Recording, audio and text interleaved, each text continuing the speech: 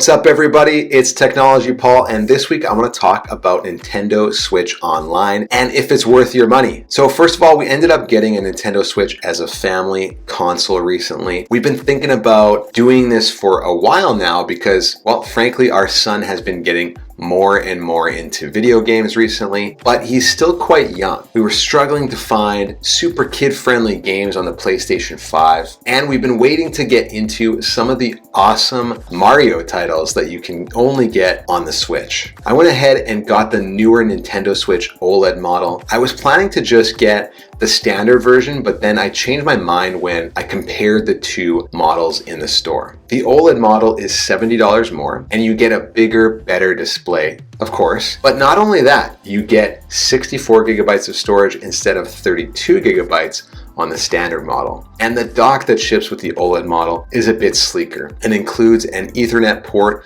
for a hardwired connection. To me, if you're in the market for a Switch and you can afford the extra $70, it's great value. It's not something existing Switch owners should run out and buy, but it's an easy choice if you're getting a Switch for the first time. But then naturally, as soon as you set up the console, Nintendo is pretty straight up about trying to upsell you on the online services. There's an icon for Switch Online right on the home screen. Let's get into what Nintendo Switch Online offers and what it costs.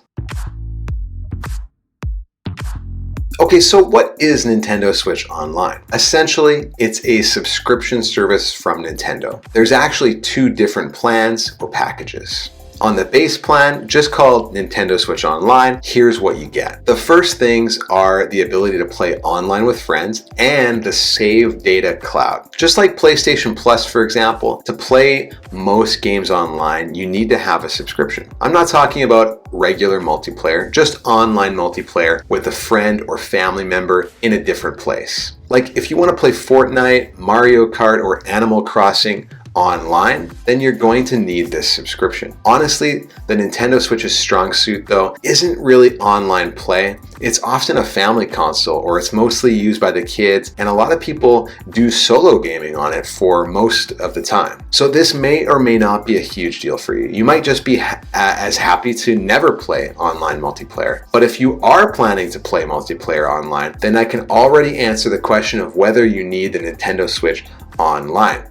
The answer is unequivocally yes. Plus, all of your game save data gets stored online. Now, obviously, this isn't strictly necessary. Your Switch can store your game saves locally too. But if you get a new Switch because you lose your old one or it gets damaged or something, you could just pick up right where you left off. Beyond that, you get a decent sized and growing game library of Nintendo and Super Nintendo games. You can play these games for free as part of your subscription, and Nintendo over time is adding more. There are, as of this recording, 59 original Nintendo games on the service. Some of the standouts are Super Mario Bros., Yoshi, Super Mario 3, The Legend of Zelda, the original Donkey Kong, Dr. Mario, The Adventure of Link, Super Mario 2, Kirby's Adventure, and quite a few more. When it comes to Super Nintendo games, there are 51 of those. We're talking about games like Yoshi's Island, Super Mario World, Mario Kart, Star Fox, The Legend of Zelda: A Link to the Past, and all 3 Donkey Kong games, and more. Personally, I never had a Nintendo or Super Nintendo growing up. I only got to play when I went to a friend's house, so the thought of playing some of these classic games just excites me. I've already made some really great progress in Donkey Kong Country. But if you aren't old enough to really remember some of these games, which are now between 25 and 35 years old, then to be honest, this might not be your thing. You might have no interest in these games, and you might think they look and feel awful compared to the games out there today. The last benefit you get with your subscription is what I'll just call special offers. There's a bunch of stuff in here from physical products to games. You can get physical controllers like the NES, Super Nintendo, Nintendo 64, or even SEGA Genesis controller. These are only available for order if you are a subscriber. Nintendo also offers 2 exclusive games to Switch Online subscribers: Pac-Man 99 and Tetris 99. These are some all-time classic arcade-style games, and they're quite fun. And lastly, you can also get some in-game extras. For example, with Animal Crossing, you can get in-game items. Same with Splatoon 2, you can get some additional gear. I haven't been following for too long, but I am guessing Nintendo switches up these offers once in a while. So as you can see, there's a lot that goes into the Switch Online service, but the question of value depends on if there's something in it that you would use. And of course, the cost. You can buy a subscription as an individual or as a family. Individual plans are $4.99 per month or $24.99 per year if you go annual. Or if you go with the family plan, it's $44.99 per year, and that's an annual price, and that's for up to 8 users. But wait, there's more. There's actually an additional plan called the Expansion Pack, which we also have to talk about. The Expansion Pack gives you access to more exclusive content. You get access to SEGA Genesis games, which is pretty wild considering back in the day, Nintendo and Sega were fierce competitors in the console market. The SEGA Genesis was my first ever console as a kid, and I didn't have a lot of games, to be honest, so I don't have experience with the 19 games that are provided in the expansion pack. But that being said, there's some of the all-time hits like Altered Beast, Castlevania Bloodlines, Dr. Robotnik's Mean Bean Machine, Contra Hard Cops, Sonic the Hedgehog 2, Streets of Rage 2, and others. You also get access to a library of Nintendo 64 games, which was my first Nintendo console. The library here is still pretty small. There's only 12 games, but there are some good ones. You've got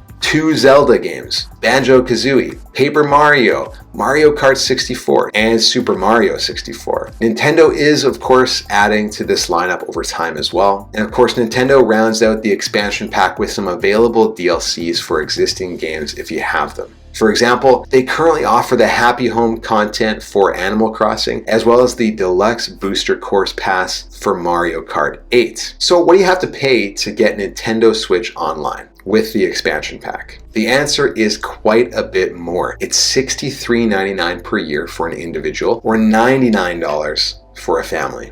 So the question is it all worth it? Well, to me, it really comes down to a couple of different questions. First off, are you planning to play any games online with friends? If so, this is an easy decision. Just get the base plan, as it is required to play those games online. If you're into playing old school games, then to be honest, I would go for the expansion pack, since you get games from 4 consoles: Nintendo, Super NES, SEGA Genesis, and Nintendo 64. There's enough content there to keep you busy for a long time, and it's easily worth it. And Nintendo is adding more over time. I'd say the main thing Nintendo can do to make it an easy value is offer more Nintendo Switch games as part of the program. Similar to what Sony does with PlayStation Plus, where they offer a couple of games completely free every single month, Nintendo could do the same. That would take this from a good service to a great service. What are your thoughts on Nintendo Switch Online? Is it worth it, or do you begrudgingly pay for it simply to get